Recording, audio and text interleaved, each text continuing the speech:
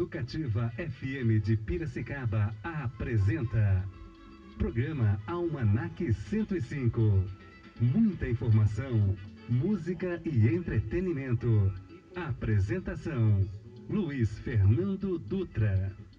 Bom dia, estamos iniciando mais uma edição do programa Almanac 105, nosso encontro de todas as manhãs de domingo, onde nós recebemos aqui nos estúdios da Educativa os nossos amigos tão queridos, nossos convidados.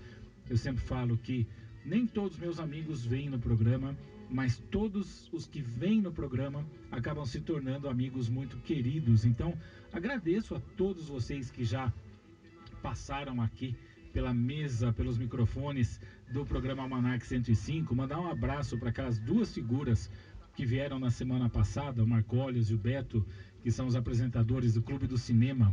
Foi divertido, viu? Revelo para vocês que foi bastante divertido. Eu vim com uma ideia de programa e ao começar a conversa com os dois, deu uma guinada. E no fim não foi nada daquilo que estava imaginando, mas foi muito gostoso. Posso dizer que foi até melhor, porque foi muito descontraído, muito gostoso. Foi um bate-papo muito leve, foi uma conversa sobre cinema, sobre música, sobre arte, sem nenhum tipo de radicalismo, sem nenhum tipo de fanatismo. Não é aquela coisa de fã que, não, porque tudo isso, tudo que o fulano faz é bom, tudo que o fulano faz, tudo que o outro faz é ruim e tal. E acho que não existe isso, né? Quando me perguntam algumas opiniões, eu falo, eu sou de cima do muro. Mas como assim? Você precisa escolher. Eu falei, não preciso escolher. Eu estando em cima do muro, eu olho para os dois lados, eu enxergo o que tem de bom de um lado, enxergo o que tem de bom do outro lado. Na música, que as pessoas falam, mas você é violinista, então você só gosta... Não é que eu só gosto do clássico.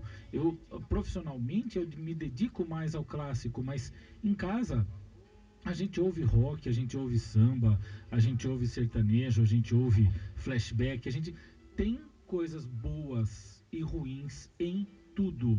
Acho que tudo tem esses dois lados e a gente precisa deixar um pouco de lado esse radicalismo que a gente leva à nossa vida, né? Porque eu sigo a tendência tal. Você não tem que seguir a tendência tal. Você tem que viver de forma plena. Você tem que viver de tudo. Deixar esse corredor, você entrar por um corredor e, não, é por esse corredor que eu vou trilhar. Porque, sei lá, acho que às vezes a gente anda tão comandado, né? A gente é comandado pelas outras pessoas, é comandado pela sociedade, pelos costumes, e no fim a gente não vive a nossa essência, a gente não vive aquilo que a gente gostaria de viver. E vamos falar um pouquinho sobre isso, essa luz agora. Bom dia, Kátia Mestriner. Tudo bem? Bom dia, tudo ótimo. Prazer enorme estar aqui participando ativamente, né? Porque eu participo sempre como ouvinte. Então, estar aqui novamente é um grande prazer. E você é colaboradora aqui da rádio também, né? É verdade. De quarta de manhã eu falo um pouquinho sobre a psicologia do dia a dia, né? Buscando trazer temas que possam contribuir com o cotidiano das pessoas, né? E mostrando que a ciência ela tem que ter uma utilidade para as pessoas, né? Isso que eu falei, me veio, né, essa coisa, porque foi realmente gostoso gravar com os dois aqui, de uma forma muito leve, muito solta, eles dando a opinião deles de forma tranquila, sem medo de julgamento, E acho que a gente está vivendo uma época em que nós estamos tendo que usar máscaras, usar fantasias, e o nosso eu está morrendo, né? Ainda não vamos falar de morte, né? Falar pro Hélio ficar tranquilo, o Hélio tá lá nas férias dele. Hélio, nós vamos fazer um programa falando sobre morte, mas quando você voltar, tá? Hoje nós vamos falar de vida mesmo. Mas isso que você falou é muito importante, porque o que me parece que tem faltado para as pessoas é um olhar crítico. Porque quando você toma uma posição extrema de um lado ou de outro, você deixa de pensar criticamente com seu próprio pensamento a respeito das ideias e até da própria vida, né? Eu digo por causa da minha experiência no atendimento de pacientes, a gente vê que as pessoas procuram um espaço para pensar sobre a vida.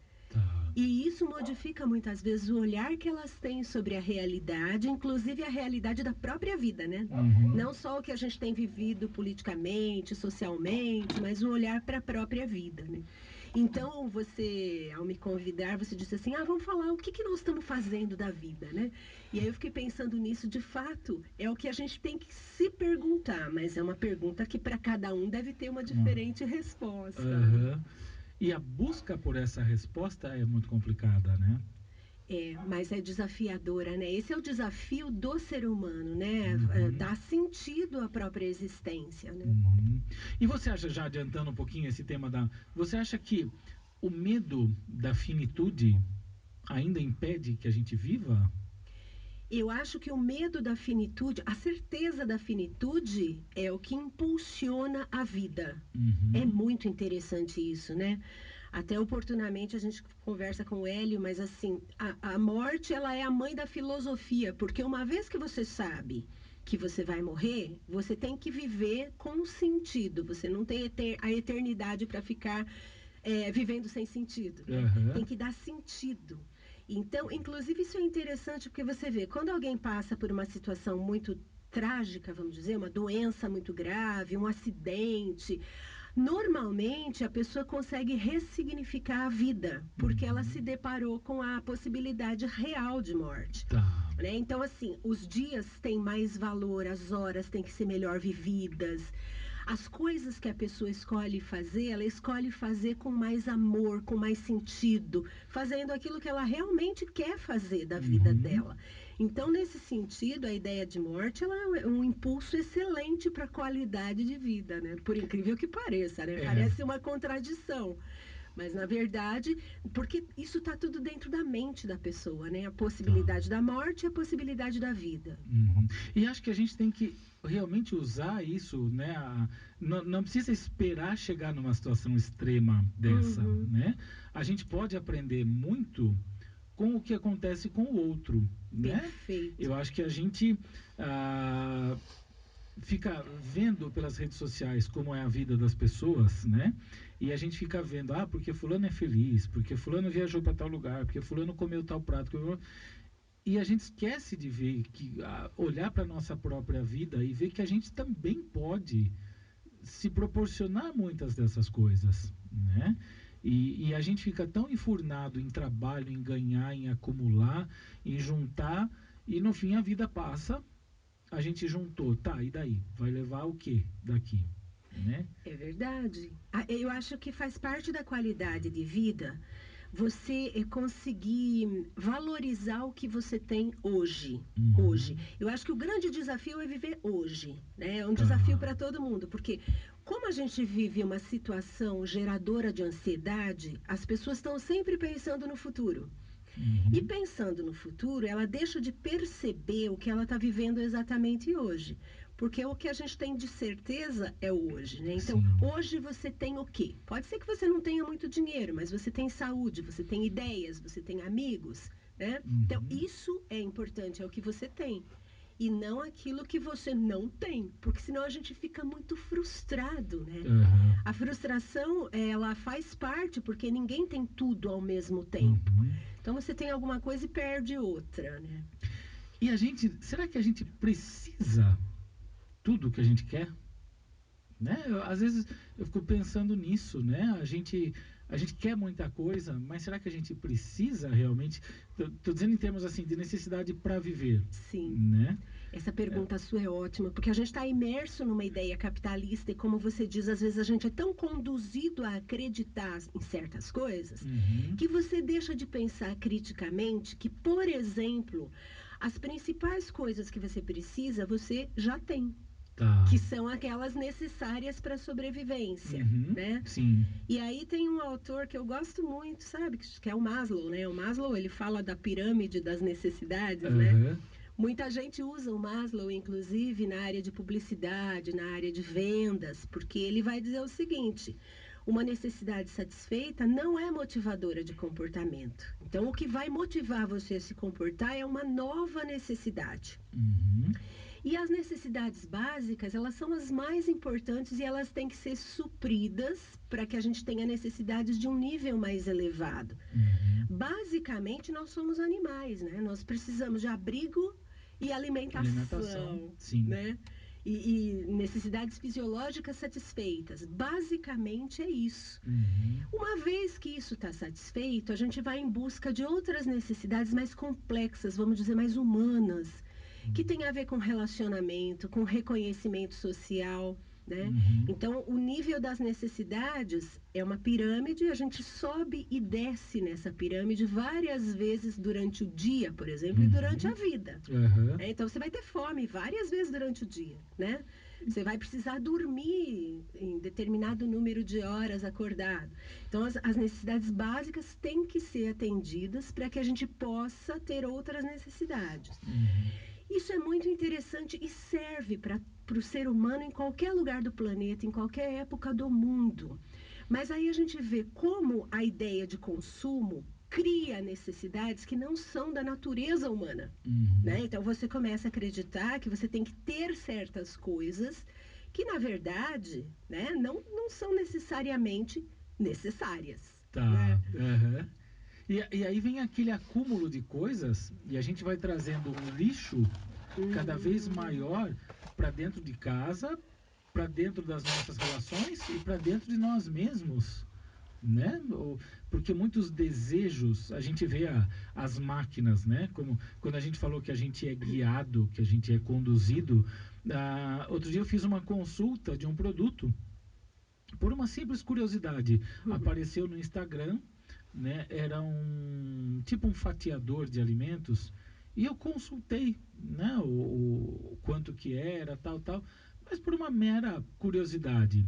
E aí eu vi os comentários das pessoas: eu preciso ter um desse, eu preciso.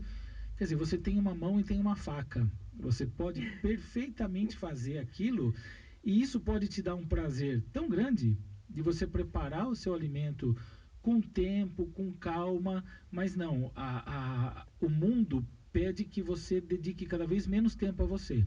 Então você precisa comprar máquinas que vão facilitar a sua vida, que vão fazer tudo por você. Quer dizer, nós estamos numa atrofia muito grande. Você sabe que isso que você está falando faz muito sentido, porque até saiu na revista super interessante uma pesquisa dizendo que as pessoas estão se tornando menos inteligentes mesmo, ao redor do mundo. E é muito, assim, os dados são impressionantes, é significativo o quanto a gente corre o risco de ficar menos inteligente, porque a inteligência se manifesta quando você tem um desafio. Então, o desafio torna você mais inteligente porque você tem um obstáculo para superar, que é esse exemplo que você está dando. Você tem que fazer uma coisa que não é a máquina que vai fazer. Então, com o desafio, você desenvolve a sua capacidade, né? Olha que interessante. É muito interessante, porque a gente corre o risco de ficar menos inteligente, mais ocioso, num ócio mais doentio. Um ócio que não é bem aproveitado. Né? Tá. Então, você pega o teu ócio e fica o tempo todo, por exemplo, com o celular na mão. Que é um negócio viciante. Né? Assim, para todas as idades, as pessoas estão o tempo todo assim. Então, o que elas estão deixando de fazer? Porque a gente tem um limite de tempo na vida. Quando você usa seu tempo dessa maneira, você está deixando de usar de outra maneira. Né? Por exemplo, uma coisa que as pessoas estão perdendo muito, a leitura. Né?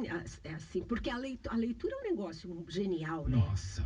Leitura é fora de série. Aliás, eu adoro que o Educativa nas Letras, sim, né? Sim. Nossa, aqueles dois são ótimos. É muito bacana esse incentivo, né, para que as pessoas continuem lendo. E eu vou mais longe ainda. Eu gosto da leitura em livro, em papel. Virar página, sabe? Você fazer vamos dizer, de uma forma humanizada mesmo, né? Porque esse negócio que logo o celular você vai piscar, vai virar a página, vai... Gente, nós estamos nos robotizando cada vez mais. É verdade. A leitura, ela tem uma vantagem, vamos dizer que ela é como se ela trabalhasse a mente, porque como você não consegue ler numa velocidade gigantesca, quando você pega um livro, você tem que ir página por página, você desenvolve uma habilidade que as pessoas estão perdendo, que é a chamada paciência, né? Você tem que esperar para ver o que vai acontecer no próximo capítulo, né? Não vem de imediato. E aí você constrói na sua imaginação aquela descrição, usando elementos da sua história. né? É por isso que as pessoas dizem, o livro é muito melhor que o filme. Porque o livro é um filme da tua cabeça, né? Os personagens são rostos conhecidos da sua história, dos lugares que você conheceu, né? Então é de uma riqueza imensa e as pessoas estão perdendo o hábito da leitura.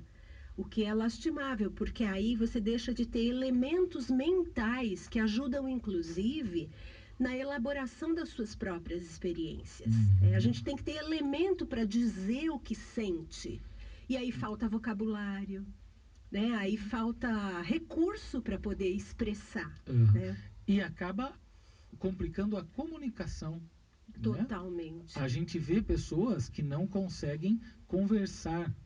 Né? Porque é um ciclo, né? Quanto mais a pessoa fica aquela rodinha de amigos que vai na lanchonete, cada um com o seu celular, e quando você vê a comunicação oral, raramente acontece, você vê que não tem conteúdo.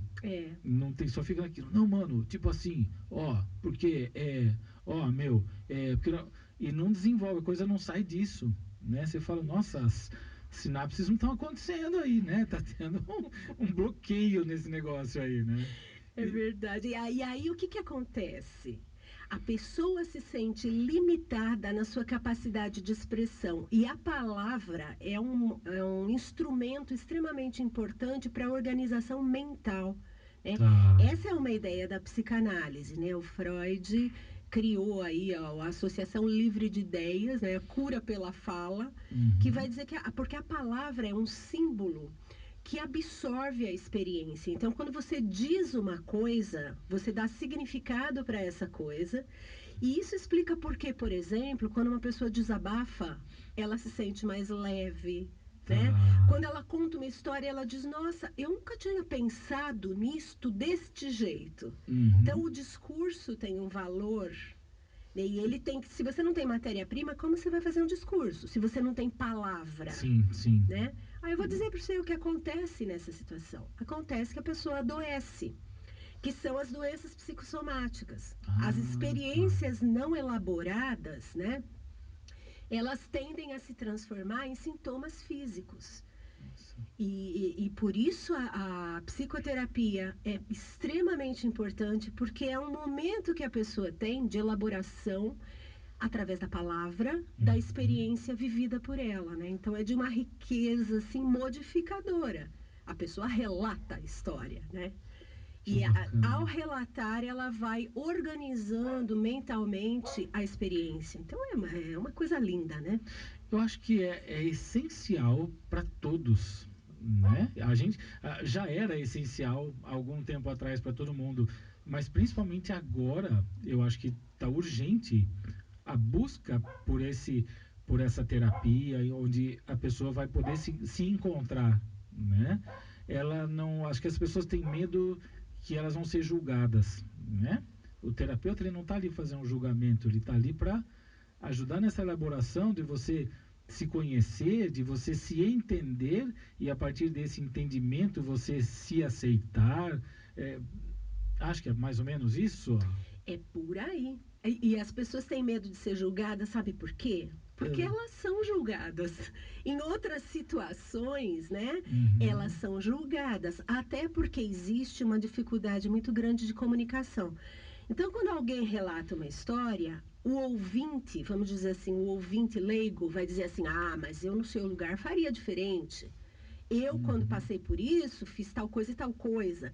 Então, o ouvinte, ele espera ter uma solução que passa por um julgamento, que é como dizer, eu resolvo isso muito melhor que você. Né? Eu sou muito mais capaz de lidar com isso do que você.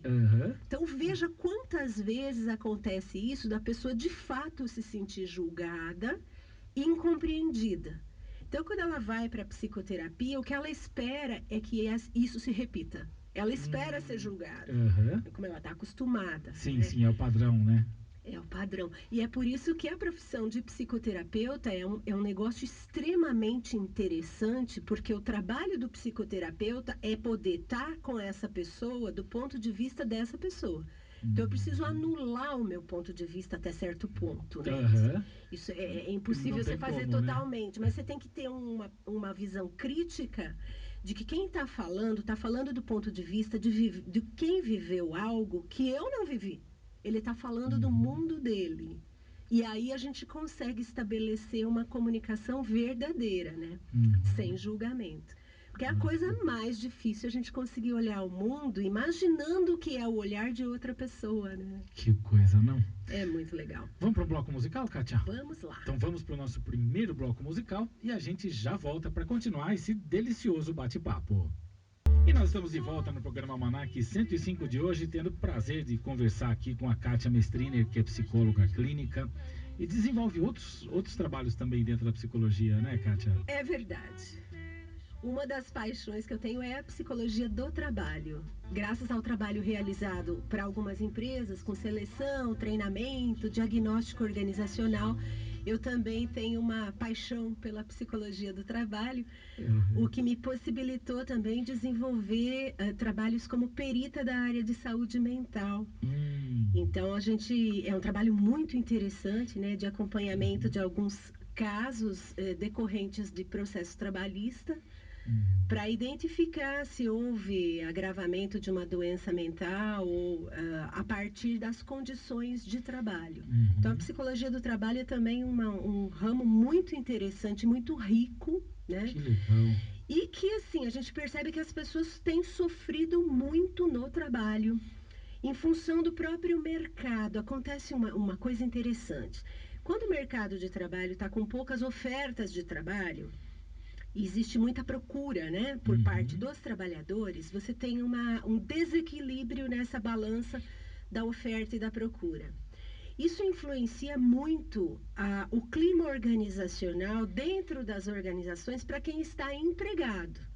Então, você tem aí uma situação de sofrimento tanto do desempregado, né, quanto do empregado, porque o empregado sofre uma pressão social do tipo... É como se ele tivesse que aceitar condições adversas porque ele não tem outra escolha. Ah, tá. Né? Então, assim, é uma sensação de falta de escolha, de falta de saída, e a pessoa vai achando que ela precisa aceitar situações inaceitáveis. É aquele negócio, se não tá feliz aqui, tem quem queira. Tem quem queira, tem uma fila de gente querendo. Uhum. E não é verdade, né? Isso é uma pressão muitas vezes irreal, porque tem muita gente empregada trabalhando muito e trabalhando muito bem. Mas fica com dificuldade de reconhecer, é o que eu estava falando da capacidade de pensar, né? Pensar-se criticamente, pensar na sua situação laboral, para reconhecer o valor que o seu trabalho tem, mesmo que haja uma grande procura por parte de outros trabalhadores, né? Então, a pessoa conseguir se valorizando para manter um equilíbrio, porque senão ela se sente completamente ameaçada. Porque a gente tem vivido um mundo extremamente incerto, né? Existe uma insegurança que, de fato, tem a ver com situação econômica, social, crise no Brasil, crise no mundo, crise do capitalismo, né? Existem crises estruturais mesmo, que vão dizer que as pessoas não têm segurança no trabalho, garantias, né, de permanência. Então, todo mundo fica muito ansioso, porque pensando no futuro, qual vai ser o futuro? Né? Pois é.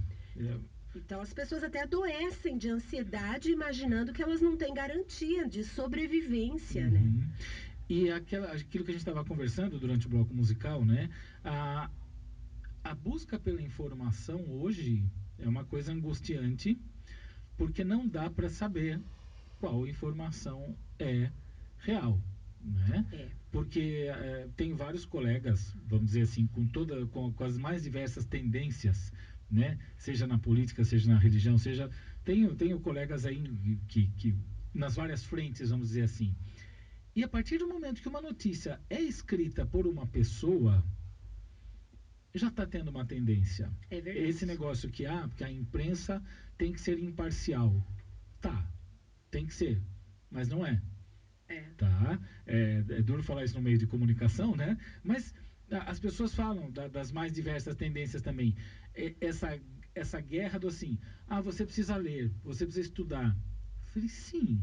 Só que a partir do momento que nós não temos acesso a documentos oficiais, não temos conhecimento dos fatos de forma aberta, porque o que chega para a gente através de televisão, através de imprensa, no geral, né, de todos os meios de comunicação, é uma visão de uma pessoa. E geralmente é uma visão superficial, né? Superficial. Superficial, como a gente estava conversando com o Marquinhos, é como se fossem, assim, informações de publicidade, né? Sim. Tudo muito rápido, muito superficial e de consumo imediato. Então, todo tipo de informação tem sido apresentada dessa maneira, né? Uhum. E realmente só quem está disposto a se aprofundar vai entender realmente de um assunto. Senão a gente é levado como manada, né? A gente é levado a acreditar em certas coisas, né? Que a gente não sabe se são reais. Né? E a gente está partindo para isso em tudo, né? Aquilo que a gente falou do produto que vai fazer aquilo mais rápido, né? Você vai deixar de entender o processo de muitas coisas, né? Hoje a gente vê formação de profissionais, né? Aqui você se forma em 6 meses. Eu fico revoltado quando eu vejo algumas divulgações pelo Instagram. Facebook eu saí, né? Então não vejo mais, ainda bem. Mas pelo Instagram ainda vem, aprenda violino em 3 meses. Eu falei, gente, e tem gente que acredita, vai lá, paga porque ela quer tocar violino em 3 meses. Eu falei, isso não existe. Mas seria né? tão bom, né, Luiz Fernando? Eu ia me inscrever. Eu não consegui tocar nenhum instrumento a vida inteira, já pensou? Sabe o que eu estou dizendo? Que a gente tem uma vontade enorme de acreditar em milagre. Tá. E essa vontade de acreditar em milagres, né, entre aspas, que são as soluções rápidas, né? Que seria muito bom se existisse solução rápida para as questões. E aí na área da psicologia eu vejo que é a questão da autoajuda. A autoajuda vende loucamente. Entra numa livraria e veja lá os mais vendidos. É autoajuda. Né? Só que é uma autoajuda que ajuda o autor, né? É um autor, ajuda o autor. É verdade, mas existe uma tentação da pessoa comprar na busca de solução rápida, imediata e de preferência indolor. Porque assim, o processo de construção de alguma coisa, por exemplo, se alguém decide tocar violino, isso implica em horas de dedicação, né? Uma aprendizagem de algo completamente novo, é uma outra linguagem. De algumas coisas. Né? Então, a gente queria tocar violino sem nada disso, né? E acho que essa busca pela informação, como a gente estava falando, quer dizer, claro que eu quero ler tal coisa, eu vou buscar aquilo que me agrada. E eu não vou buscar ler aquela fonte que não me agrada. Isso. Né? E a minha opinião vai ser aquela do autor que me agrada. Isso, e a gente vê isso também na área de saúde. É interessante, né? Porque às vezes a pessoa vai em busca da resposta que ela quer. Então ela vai, por exemplo, em vários médicos até que ela encontre um médico que diga aquilo que ela acha que é. Esse é o médico bom. Esse é o médico bom. Né? Essa é uma das dificuldades da psicoterapia, porque na psicoterapia, provavelmente a pessoa vai descobrir coisas que não são tão agradáveis sobre ela, por exemplo. Né? O bacana é que ela vai em busca disso. Né? Normalmente ela vai em busca disso. Mas se ela não está pronta para isso, ela acaba arrumando uma desculpa para não permanecer. Porque aí ela vai se deparar com algo mais doloroso a respeito dela mesma, né? Isso que é complicado, e eu vejo até no mercado de trabalho, muitas e muitas pessoas não se ambientam, né, dentro de uma equipe, dentro de uma...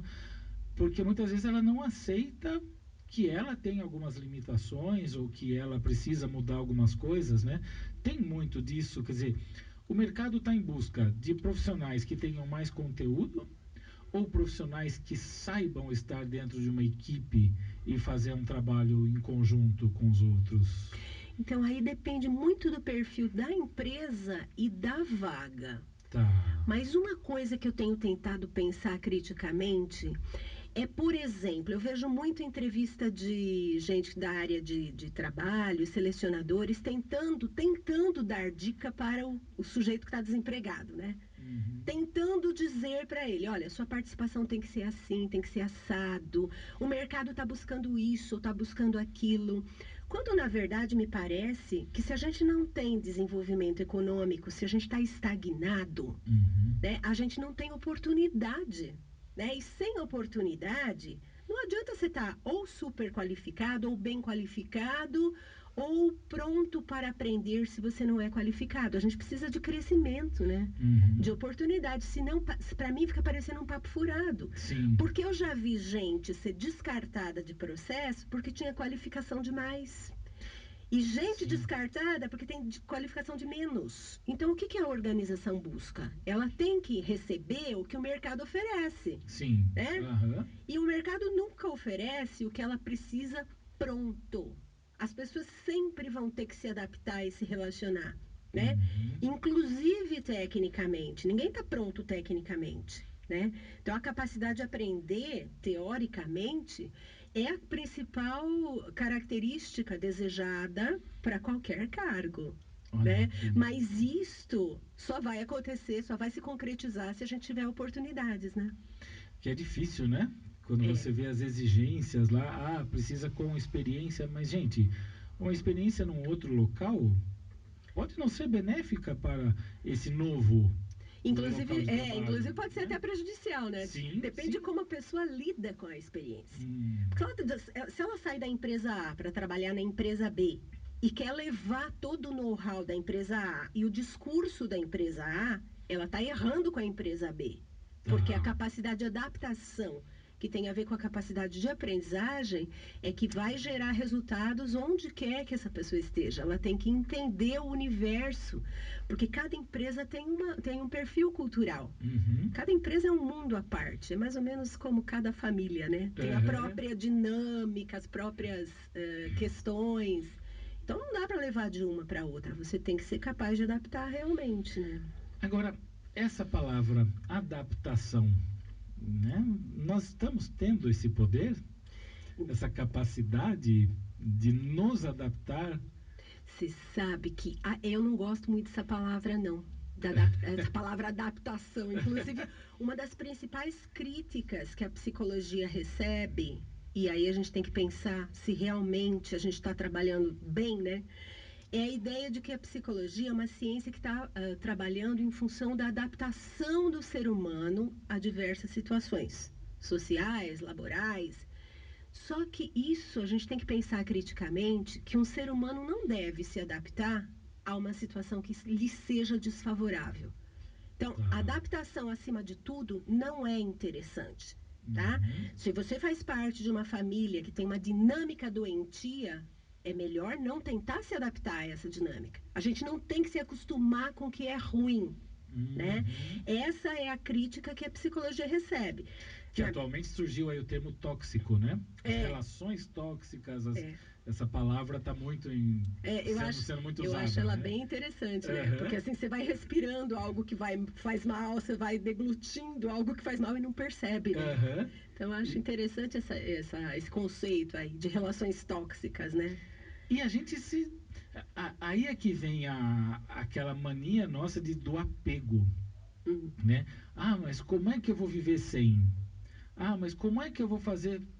Gente, se uma coisa faz mal, a gente tem que se livrar do que faz mal. Sejam pessoas, sejam situações, sejam alimentos, sejam lugares.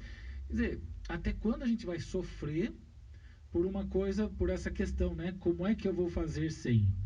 Você sabe que esse tema é interessantíssimo, porque o que eu vejo muitas vezes? A pessoa está numa relação tóxica, abusiva, mas ela não sabe, tá? Tanto homens quanto mulheres, e eu estou falando tanto de relacionamento amoroso, afetivo, quanto de relações laborais. A pessoa tem um relacionamento, pode ser um amor, pode ser um trabalho, que lhe prejudica e ela só consegue perceber quando ela começa a relatar. Por isso que eu te falei da importância da palavra. Ela começa a contar e ao contar ela vai se escutando e percebendo, nossa, não, olha isso, agora que eu estou percebendo o que está acontecendo. Porque quando a gente vive uma situação, é como se você estivesse no meio de um furacão, tá? Então você está no meio do furacão, você não tem noção do estrago que o furacão está fazendo. Quando você sai de dentro dele, você olha e fala, nossa, é um terrível furacão. Mas para conseguir sair dele, você tem que conseguir olhar de fora. É essa possibilidade que a psicoterapia dá. Porque as pessoas vivem dentro de vários furacões, sem conseguir entender se é só uma ventania. ou se é um furacão devastador, Aham. né? Então, esse olhar de fora, que é um olhar crítico, que tem a ver com pensamento e linguagem, com aprendizagem, com autodesenvolvimento, é que vai permitir que a pessoa avalie se ela está numa relação abusiva. E muitas vezes, quando ela está, ela não consegue sair realmente facilmente. Não consegue, não é fácil. Porque aquilo é parte dela, de tal maneira que realmente ela não consegue imaginar-se sem aquilo. É como se reconstruir, né? É como se reconstruir. É como alguém que acostumou a apanhar a vida inteira, desde a infância, e ela vai repetindo isso, sem conseguir sair daquilo. Porque para ela, relacionamento é isso. Aham. Então é bem complicado, viu? E aí que a gente lembra da palavrinha que nós falamos no começo do programa, né? Que nem nós falamos morte. Uhum. Existe a morte como o final da vida, né? Não tô entrando aqui no campo da espiritualidade, que muita gente está pensando, não, mas não acaba, tal. Mas, por exemplo, o Luiz Fernando, né? Né? O corpo Luiz Fernando tem um fim, Uhum. né? O espírito, dentro de todas as crenças, aí para onde ele vai, se ele vai voltar de novo, se ele vai para o céu, se vai para o inferno, se vai... Aí não sei, né? Não tive nenhuma visão que me falou que tem mesmo, que não tem, mas eu digo a morte diária, né? A morte disso, né? De você, mas eu vou sofrer muito.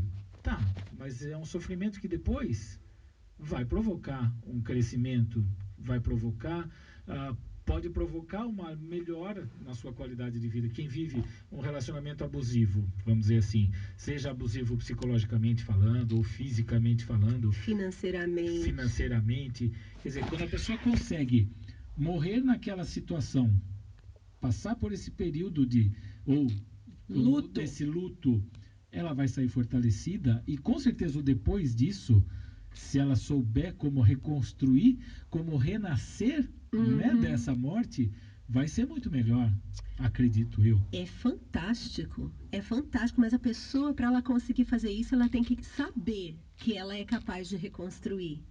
E se ela não se conhece suficientemente, ela acha que ela vai morrer junto.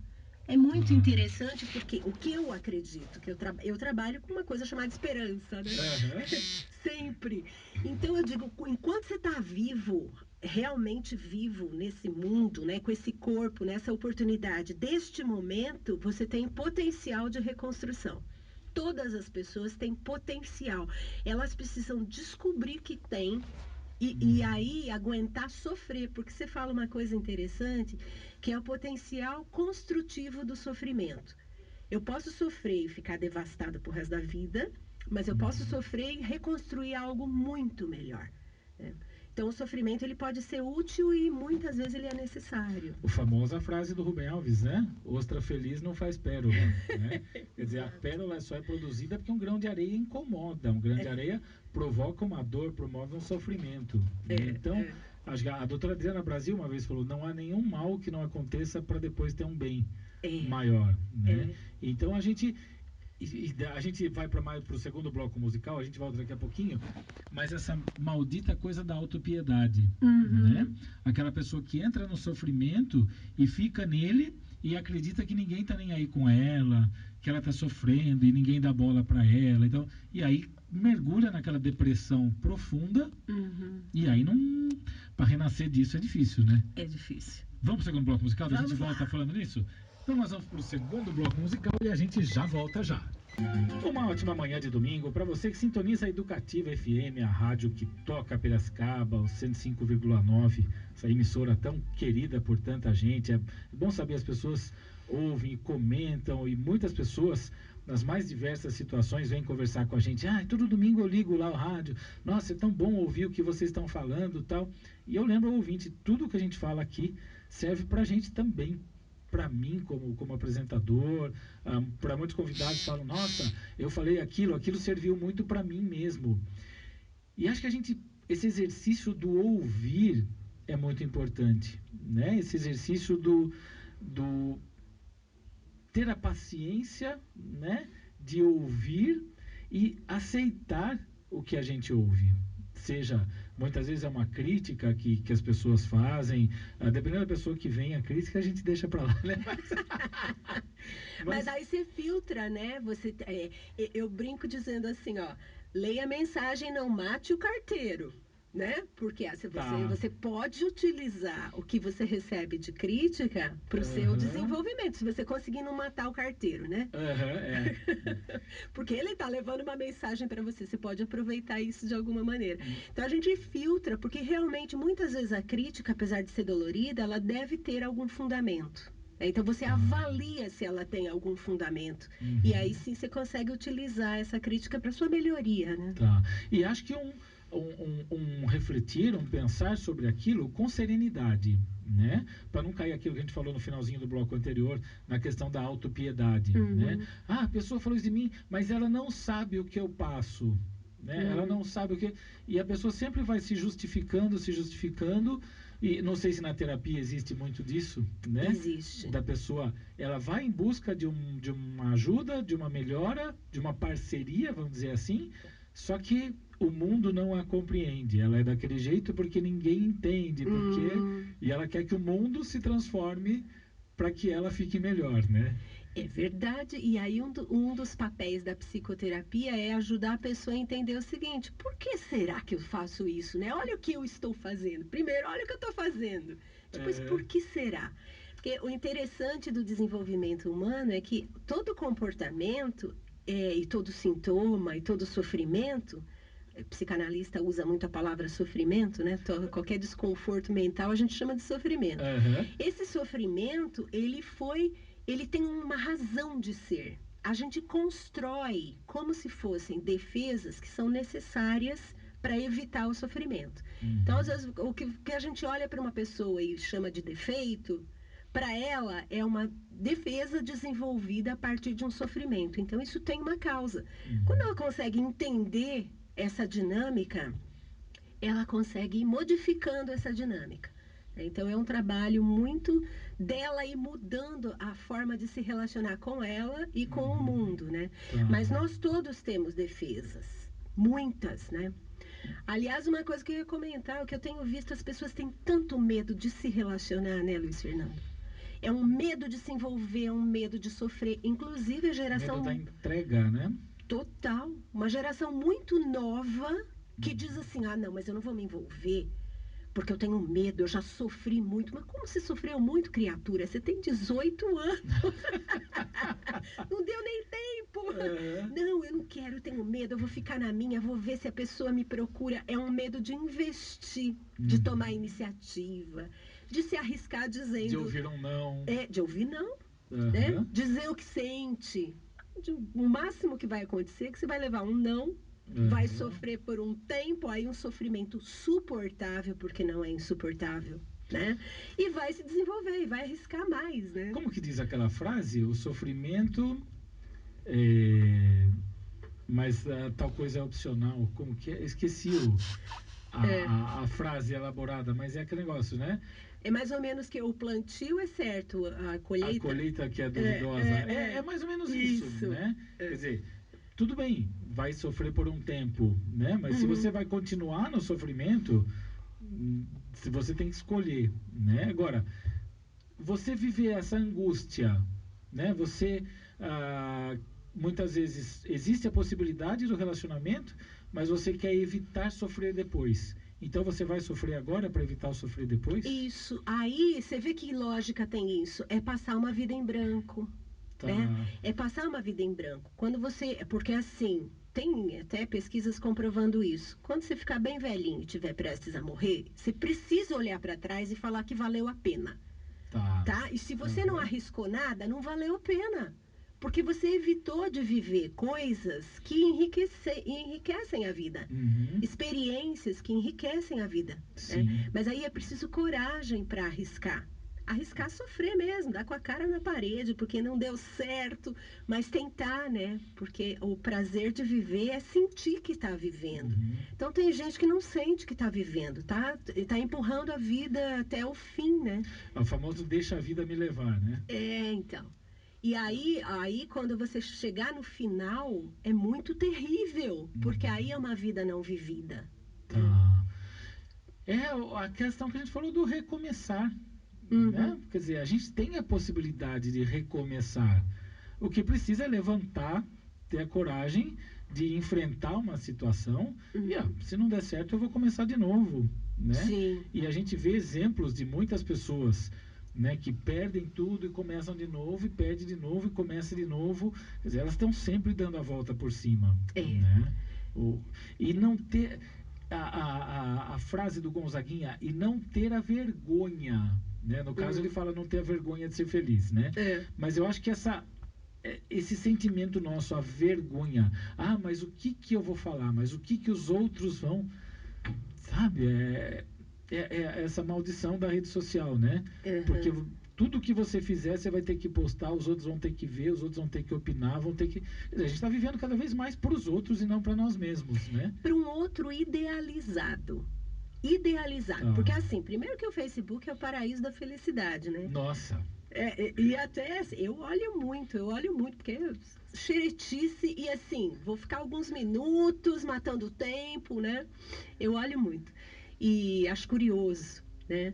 Mas isso até como uma ferramenta do seu trabalho. Você é uma analista de comportamento humano. Exatamente. Né? É nesse sentido uma curiosidade.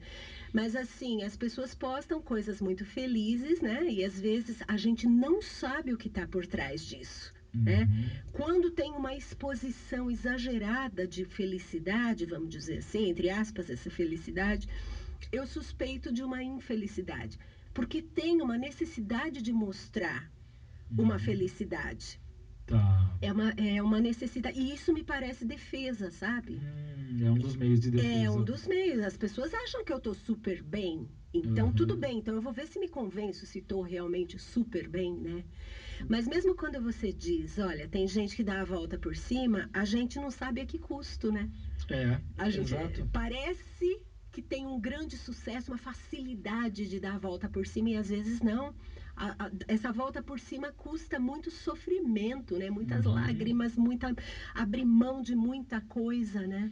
Mas a gente tem uma tendência humana de idealizar. Então, quando eu vejo você regendo, por exemplo, né, o Concertão, que foi um negócio fenomenal, eu só podia olhar para você idealizando você. Nossa, sensacional, olha o que ele consegue fazer. Tá, mas quantas horas você passou e quantos anos você dedicou para conseguir estar lá fazendo aquilo, né? Então, a gente tem uma visão idealizada, por isso que a melhor pergunta que a gente tem para fazer quando a gente observa as pessoas é assim, será mesmo?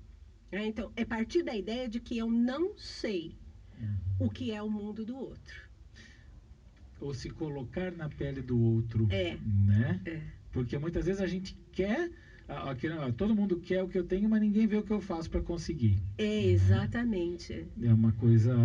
Nossa, tem tanta coisa que a gente precisa pensar, né, Kátia? Eu acho que e esse mundo em que a gente está vivendo, que está consumindo um dos maiores bens que nós temos, que é o tempo, né? E você falou uma palavra no começo do programa que eu queria explorar também, vamos explorar nesses minutinhos finais, que é ócio. Que é condenado, né? Você vive nesse ócio. Gente, o ócio, muitas vezes ele é benéfico, ele é necessário. Completamente, por isso que eu gosto do Domênico de Masi, que escreveu, né, O Ócio Criativo. Só o título do livro já é didático, O Ócio Criativo. Você só cria realmente se você tem um espaço mental. Se você está completamente ocupado, você não cria. É a mesma função, eu comparo, né? O ócio tem a mesma função do sono. O sono é um organizador mental. Né? Então, você precisa dormir um certo número de horas e, de preferência, sonhar e lembrar dos seus sonhos, porque isso facilita uma organização mental.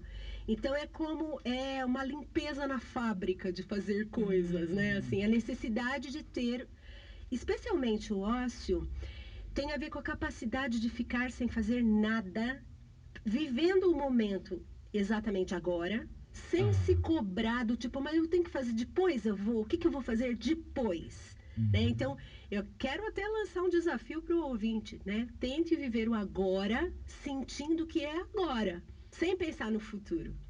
Que interessante, porque é um exercício. É um exercício e tanto. Tem gente que trabalha com isso, né? Que trabalha com meditação. É isso que eu ia falar, quando a Jaqueline Borges esteve aqui, que ela falou da questão da meditação, que é um remédio que a humanidade está precisando. Está. Né?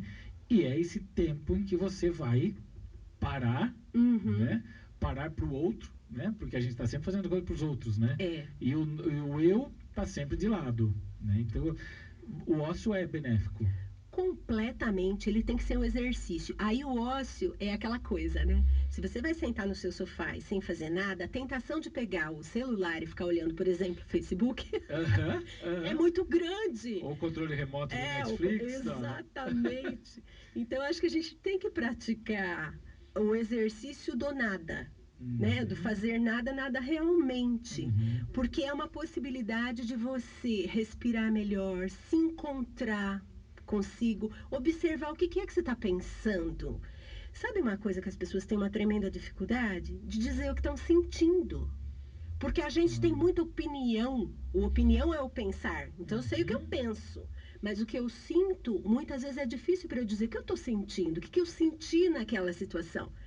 Ficar pescando ali para poder nomear aquela sensação, aquele sentimento. Né? Então é uma coisa que o ócio realmente permite que a gente tente exercitar a busca pelo sentimento e pelos pensamentos também. Né? E acho que a contemplação também, né? No sentido amplo e geral dessa palavra, né? A gente observar o nosso redor, né? A gente observar o lugar que a gente vive, observar as pessoas que estão junto da gente, porque eu acho que a contemplação também está sendo cada vez mais deixada de lado. Né? Até a palavra é pouco utilizada, né? Achei curioso, contemplação. Fiquei pensando, o que é isso? A gente sentar e ficar olhando, né? Observando. Admirando, né? E aí que a gente vê que a gente tem tanta coisa e a gente não vê, né? A gente não observa na nossa cidade. Nós temos tantos lugares para ir, nós temos tantos pontos a conhecer, a explorar, e a gente não se permite isso, né? Uma vez eu estava combinando com um amigo, eu falei, vamos sair, tomar... não, mas não dá para eu ir, tal. Eu falei, se eu estivesse te chamando para um trabalho, não, daí eu iria. Olha que interessante. Por R$50 a mais você teria esse tempo.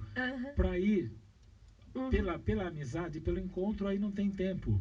Sim. Quer dizer, é um não contemplar uma relação de amizade, né? Quer dizer, e a gente vai se fechando, e daí gera tudo isso, né? Que a gente falou que acaba com a nossa vida, né? Então, e é interessante esse relato que você está fazendo, porque a resposta que ele deu, ele achou muito natural. É muito natural que eu iria trabalhar e como não é trabalho, eu posso recusar. E tudo bem. Por isso que eu falo do pensar crítico. A gente vai descobrindo coisas, né? Possibilidades quando você consegue pensar criticamente sobre a sua própria vida, né? E como difícil é pensar sobre a própria vida, tomar as rédeas da própria vida. É verdade. Se responsabilizar, né?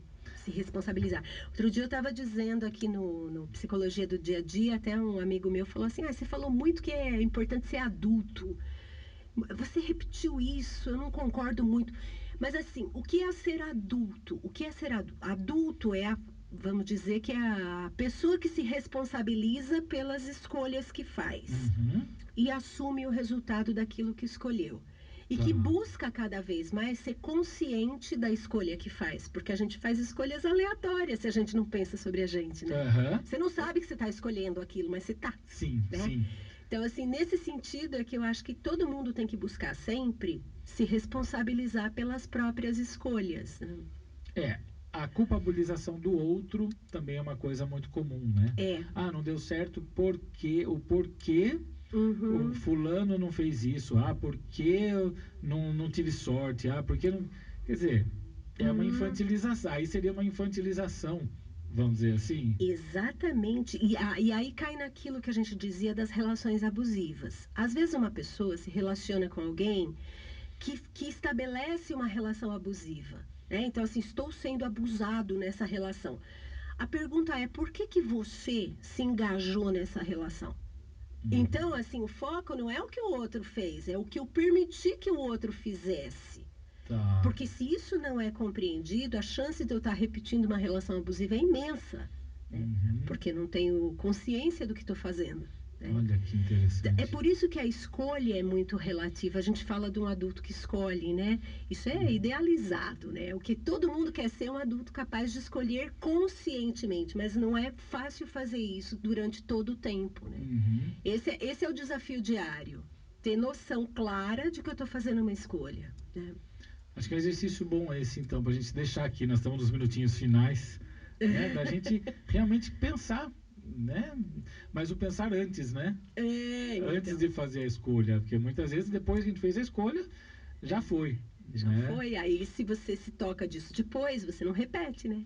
Exato. Que já é uma grande coisa. Ou ter a humildade de reconhecer que não deu certo, né? E o exercício do ócio, como você falou, né? É verdade. Da gente se permitir mais tempo, mas não é, o ócio não é ligar a televisão e ficar na frente da televisão, é o nada mesmo, é o esvaziar a cabeça, porque é aquele negócio, uma jarra cheia você não coloca nada dentro, né? Quer dizer, é esvaziar essa jarra e permitir que coisas novas entrem, né? Acho que é transformador isso daí. E assim, esse espaço mental do vazio, né? Vamos dizer que abriu um espaço para o não sei. Quando a gente tenta julgar ou achar que sabe alguma coisa, né? Se você abre o espaço para o não sei, tem a possibilidade de uma nova construção. Porque quem já sabe tudo não tem nada para aprender, né? Então, assim, não sei, que legal. E a pessoa que acha que sabe tudo, para mim, tá velha. Eu falo que a gente envelhece quando a gente perde a vontade de aprender. É verdade. Enquanto existe a vontade de aprender, de continuar, né, aberto a novas, a gente não envelhece. É isso aí. A gente está vivendo, né? Isso. Kátia, foi uma delícia esse bate-papo com você. Quero agradecer muito a sua presença aqui. Se algum ouvinte quiser conversar com você, quiser tirar alguma dúvida, ou mesmo quem ouve aí o seu quadro nas quartas-feiras pela manhã, tem algum contato que você possa deixar? Claro. A minha empresa se chama Vivência Psicologia. Eu tenho o Face e tenho o site da Vivência. E meu celular com WhatsApp é 99783-8384. Vamos repetir? 99783-8384. Que legal, olha, agradeço muito e vamos marcar mais vezes, viu? Porque acho que a gente precisa dessas conversas realmente, para mim, para os ouvintes, para todo mundo. A gente precisa de contatos, a gente precisa ouvir e, principalmente, botar a cabeça para funcionar, né? Não para a empresa, não para os negócios, mas para que a gente viva, para que a gente tenha mais qualidade de vida. Perfeito, eu agradeço muito pela oportunidade. Obrigado, Kátia.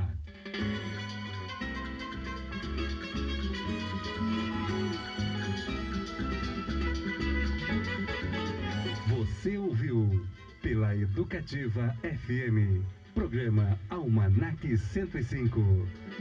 Nós estamos encerrando o programa de hoje, que teve a apresentação e produção de Luiz Fernando Dutra, a programação musical e de áudio de Juliana Protti e Lorena Gasparotti, a edição técnica de Marquinhos Ferreira e a direção geral de Carlos Eduardo Castro. A todos um ótimo domingo e até a próxima semana.